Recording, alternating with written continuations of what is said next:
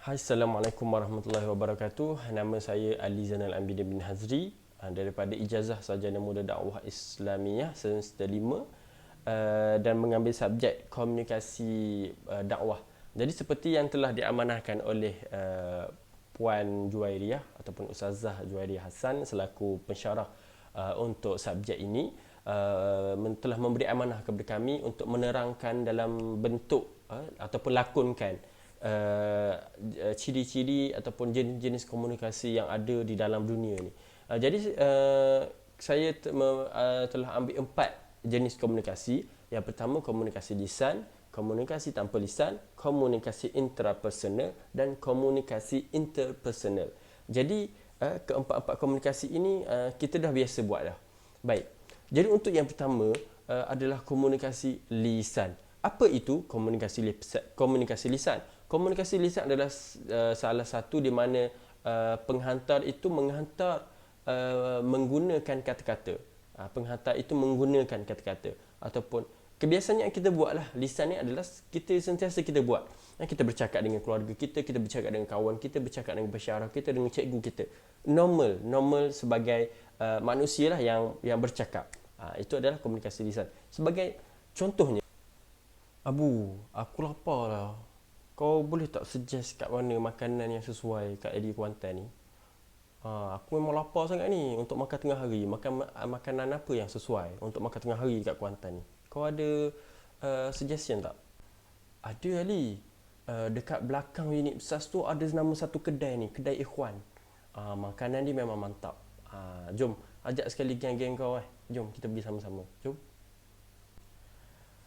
Okey, sekarang dah faham ke apa itu komunikasi lisan? Jadi itu adalah benda yang biasalah kita rutin, kita punya rutin conversation dengan kawan-kawan kita dan juga dengan family kita.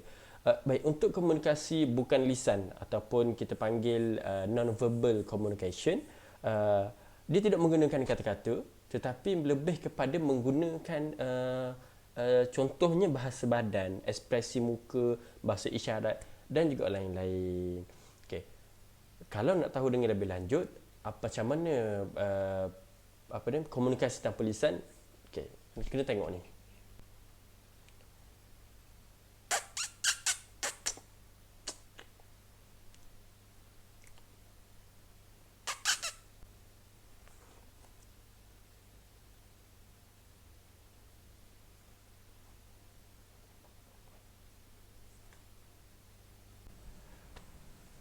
Jadi saya akan menerangkan apa itu interpersonal pula.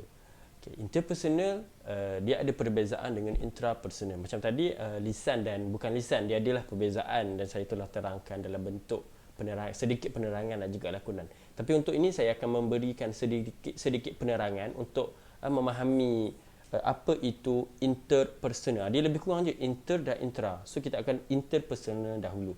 Baik, untuk interpersonal dia adalah satu jenis komunikasi yang merujuk kepada sesuatu yang berlaku di antara seseorang ataupun bukan berlaku di dalam satu situasi yang melibatkan dua ataupun lebih orang. Dan untuk interpersonal ini dia ada 4 elemen. Yang pertama adalah sender, penghantar, message, yang kedua adalah message, yang ketiga adalah medium yang digunakan, seperti contohnya komunikasi call ke, bercakap ke, dan yang keempat adalah receiver lah, penerima. Dan ada juga kita panggil sebagai feedback ataupun maklum balas. So bila berlaku satu komunikasi interpersonal ini daripada sender kepada message, medium yang digunakan dan juga receiver. So receiver tu dia akan respon balik kepada sender. Kita panggil ataupun komunikasi dua hala lah, komunikasi dua hala.